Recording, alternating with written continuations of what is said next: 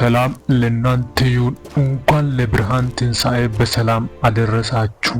ዛሬ ልጠይቃችሁ የምፈልገው በሕይወታችሁ ልንከባለል የማይችል ትልቅ ድንጋይ ገጥሟችሁ ያውቃል? ያ ድንጋይ ሐዘን፣ የውድቀት ወይም የተስፋ መቁረጥ ሊሆን ይችላል። ነገር ግን አንድ የምስራች አለኝ። መጽሐፍ ቅዱስ ስናነብ በመጀመሪያው ትንሣኤ ጠዋት ወደ መቃብሩ ይገሰግሱ የነበሩ ሴቶች በመንገድ ላይ ይጨነቁ ነበር። ያንን ከባድ ድንጋይ ማን ያንከባልልናል ይሉ ነበር። እነሱ የተጨነቁለት ድንጋይ ግን እነሱ ከመድረሳቸው በፊት ተንከባሎ ነበር።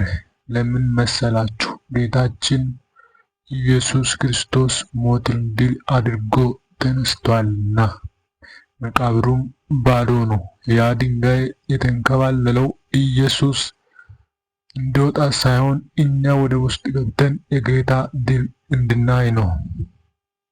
ወዳጆቼ፣ ዛሬ እናንተም የምትጨነቁለት የትኛው ከባድ ድንጋይ በጌታ ኃይል ይንከባለላል።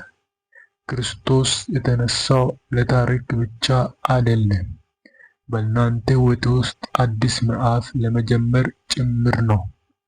ትላንት የሞተባችሁ ተስፋ ዛሬ በትንሣኤ ኃይል ሕያው ይሆናል።